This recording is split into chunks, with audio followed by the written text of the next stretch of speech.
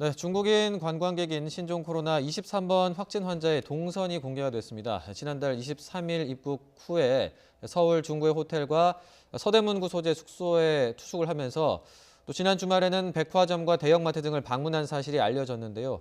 해당 영업점은 임시 휴업에 돌입을 했습니다. 관련된 내용들 손장욱 고려대 안암병원 감염내과 교수와 함께 짚어보도록 하겠습니다. 안녕하십니까? 안녕하세요. 예, 먼저 지금 가장 이제 관심을 받고 있는 부분이 조금 전에 말씀드린 23번 확진 환자, 이 중국인 관광객의 동선인데 이분이 좀 우려가 됐던 대로 관광객이다 보니까 뭐 대형마트나 백화점 이런 곳을 많이 다녔어요. 이게 지금 굉장히 우려스러운 부분이죠. 예, 예. 지역사회 전파 가능성을 굉장히 많이들 우려하시는데 물론 가능성이 없다고 볼 수는 없습니다. 가능성은 있지만 지금 15번 환자까지 물론 15번 환자의 접촉자가 15번 환자까지 접촉자가 총 접촉자가 1,214명입니다. 네, 15번까지. 네. 예. 근데 이게 다 조사되지는 않았지만 다 추적 2주까지 추적을 보는데 아직까지 다 되지는 않았지만 그 중에 7명이 그 중에서 찾아냈죠. 밀접 접촉자로. 네. 그 중에서 3명이 가족이었고 4명이 지인이었습니다. 그런 것들을 볼 때 1,200명 중에서 지금 뭐 중간 단계이진 않지만 현 상황에서 7명 정도가 지금 밀접 접촉자라는 거는 굉장히 예전의 관계에서는 정의에서는 굉장히 접촉이 가까운 거리에서 한 사람들만 뽑았을 때 네. 7명 정도면은 사실은 이렇게 돌아다니는 상황에서는 가능성은 조금 높지 않다고 생각이 됩니다. 그러니까 이게 막 걷잡을 수 없이 퍼져가는 그런 단계는 아직은 아니다. 그런 단계라고 보기는 좀 어렵습니다. 가까이 있는 사람들 위주로 이제 감염이 예. 확인이 되고 있는데 막 이게 통제하기 어려울 정도로 퍼져나가는 정도 수준 아니다. 이렇게. 라고 보기는 현재는 조금 어려울 것 같습니다. 예.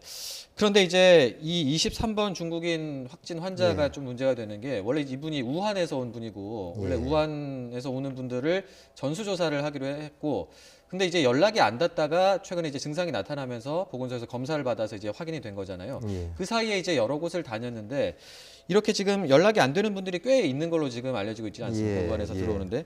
근데 이분들이 이렇게 좀 문제가 있을 수도 있는데, 그러니까 자기가 어떤 식으로 좀 뭐 도움을 받아야 되는지 이런 걸 잘 몰라서 주의를 못하고 돌아다니는 게 아니냐. 그래서 이분들에게 좀 잘 알릴 필요가 있지 않나 이런 또 의견도 있는 것 같은데 어떻게 보세요? 그건 당연히 알려야 된다고 생각을 하고요. 이제 지금 상황에서는 입국 통제가 돼 있는 상태고 입국해서 들어오신 분들한테는 그 지인들이나 아마 그 커뮤니티가 있을 겁니다. 커뮤니티를 통해서 꼭 말씀을 해주시고 이런 분들이 이제 자가 격리를 해야 되는데 과연 이분들이 여기에 그 거주지가 있느냐 없느냐에 따라서 조금 많이 틀려질 것 같습니다. 예. 자가격리라는 건 자가격리를 할 수 있는 상황이 돼야지 자가격리를 하는 그렇죠. 거니까 네. 여행객들 입장에서 자가격리해라 상당히 어려운 부분인 것 같습니다. 네. 그런 부분들을 이제 정부에서 지자체나 정부에서 그런 자가격리할 수 있는 시설들을 마련을 해주고 그분들이 그쪽에 있다가 가실 수 있게끔 그리고 그쪽에서 모니터링을 할 수 있게끔 예. 이런 것들이 이제 필요할 것 같습니다. 예, 좀 그런 부분도 꼼꼼히 챙겨봐야 될 것 같고요.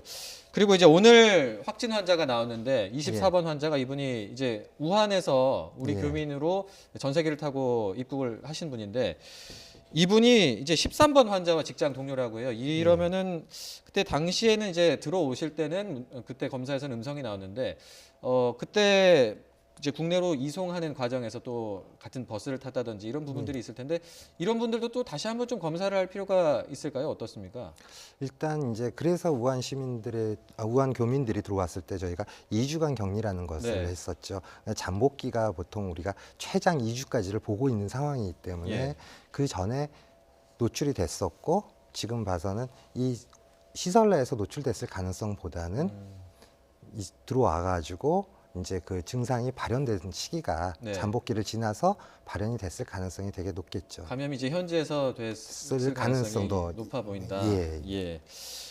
그리고 이제 이런 것도 있더라고요. 그 중국에서 예. 중국 사례인데 그 15초 만에 감염이 된 걸로 의심이 된다 이런 얘기가 나오거든요. 두 사람 다 예. 마스크를 안 쓰고 있었는데 옆에 15초만 있었는데 감염이 된 걸로 지금 의심이 된다. 이게 가능한 겁니까?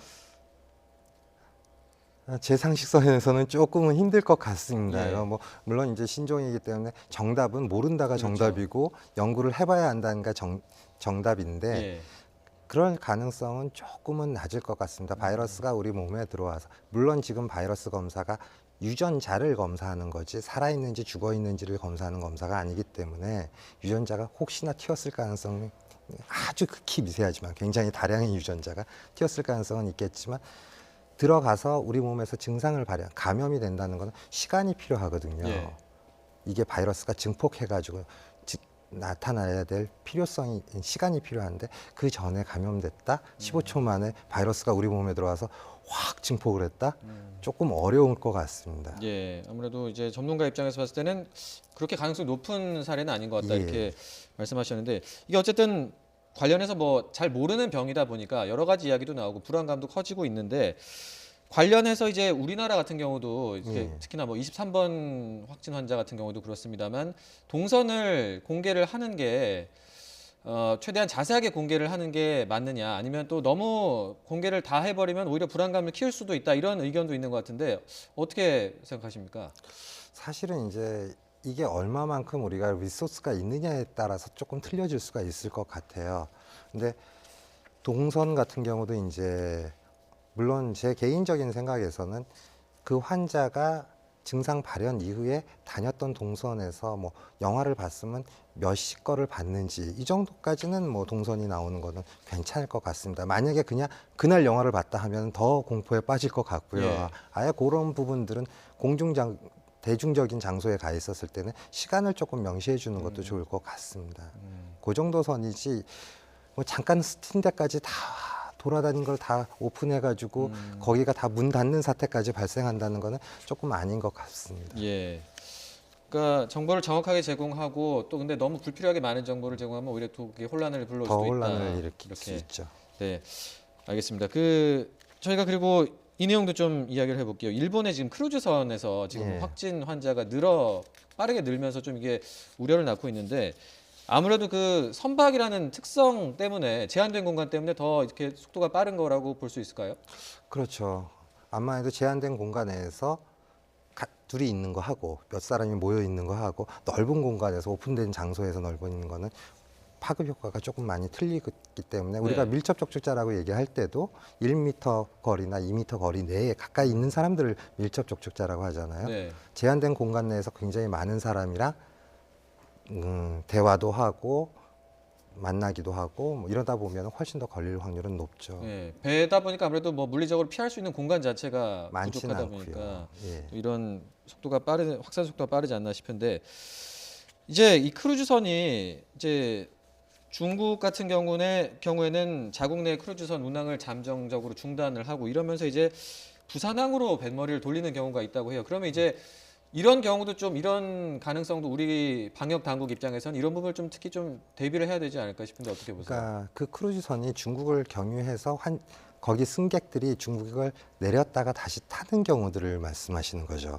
그런 경우에 있어서는 저희들이 중국에서 공항을 통해 가지고 입국하는 거랑 또 다를 문제가 하나도 없잖아요. 네. 그런 상황에서는 똑같이 검역을 해야 되지 않을까 하는 게 지금 생각입니다. 알겠습니다. 그 이제 오늘부터 바뀌는 검사 방식이 이제 크게 이제 검사 시간을 단축을 한다고 하더라고요. 그러니까 원래는 뭐 하루 24시간 정도 걸리는데 검사 나오기까지 양성 음성 판정 나오기까지 6시간 정도면 이제 나온다고 하는데 이 검사가 근데 실제로 한 6시간 정도 걸리나요? 아니면 그 실제로는 조금 더 걸릴 수도 있는 건가요? 어떻게? 실제로는 상당히 시간이 걸릴 수밖에 없습니다. 6시간보다는 더. 예. 하루에 한 번밖에 안 할 수도 있어요, 검사를요. 예. 왜냐하면은 검사 키트는 제한이 돼 있습니다. 숫자는 제한이 돼 있고 한 번에 검사할 때 한 사람만 검사할 것인지 네다섯 명을 한꺼번에 검사할 것인지 진단 키트 자체가 한 번에 시행할 때 네다섯 명을 같이 하는 걸로 돼 있는데 이거를 한 사람을 위해서 하다 보면은 4, 5인분 쓸 걸 한 사람만 위해서 쓰게 되잖아요. 예. 그럼 대부분의 병원 측에서는 이게 숫자가 제한이 돼 있기 때문에 4명이나 5명을 모아서 돌릴 가능성이 높아집니다. 중증 환자가 아닐 경우는. 그러면은 결과적으로 하루에 한 번 내지 2번 정도밖에 못 돌린다는 거고 그렇게 되면은 뭐 연락 가는 시간은 12시간에서 24시간이 될 수도 있죠. 예, 그러니까 언론에서는 6시간 만에 나온다고 하지만 실제로 가서 검사를 받게 되면 조금 더 걸릴 수는 있다 이런 예. 말씀이시고요. 그리고 이제 오늘부터 바뀌는 것 중에 하나가 그동안은 그러니까 이제 의료진의 판단에 의해서 이제 이분을 신종 코로나 검사를 할 건지 말 건지를 결정할 수가 있는 거잖아요. 근데 예. 의사의 재량으로 이렇게 검사를 하느냐 마느냐를 했을 때 오히려 혼란을 불러올 수 있지 않느냐 이런 지적도 있는 것 같은데 어떻게 보세요? 혼란을 불러일으키고 있습니다. 벌써 예, 예. 왜냐하면 그러고 이런 검사를 하는 병원을 오픈을 해버리니까요. 예. 다 리스트를 공개가 돼 있습니다. 그러다 보니까 불필요한 환자들이 너무나 많이 들어오고 있고요. 실질적으로 종합병원들에서 선별 진료소에서 하루에 볼 수 있는 명수가 8명에서 10명밖에 안 됩니다. 왜냐하면 들어온 환자 소독하고 그 공간 하고 볼 수밖에 없기 때문에 한 2시간에 1명 정도 볼 수밖에 없는 상황에서 이렇게 많은 사람들이 자기가 경증인데도 불구하고 확인하기 위해서 들어오고요. 예.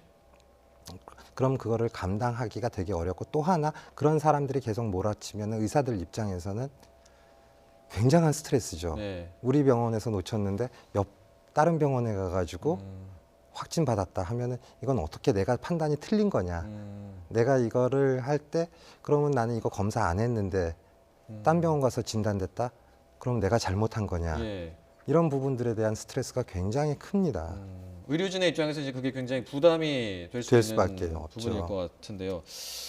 이게 참 그러니까 그동안 이제 뭐 다른 나라에서 들어오는 사람들에서 이제 예. 뭐 중국 외 국가에서 그 예. 확진 환자가 중국 외 국가에서 들어와서 확진 환자가 된 경우가 있었기 때문에 이제 이런 조치가 나온 건데 조금 과하지 않을까. 사실은 그것 때문에 의사의 재량이 필요한 부분은 있습니다. 예. 상황에 따라서 이거는 조금 임상적으로 역학관계 딱 케이스 사례 정의를 제외하고도 의심이 되니까 지금 그 태국이나 싱가포르 환자들이 검출이 된 거잖아요. 네. 그거는 이제 의사의 권한으로 검사를 한 건데 그런 상황이 아니라 이거는 모든 거를 다 맡겨버리면은 지역사회에 다 전파된 게 아닌 상황에서 상당히 혼란이 되죠. 더구나 지금 요즘 독감이 유행하고 있는데 이 증상이 비슷하잖아요. 예.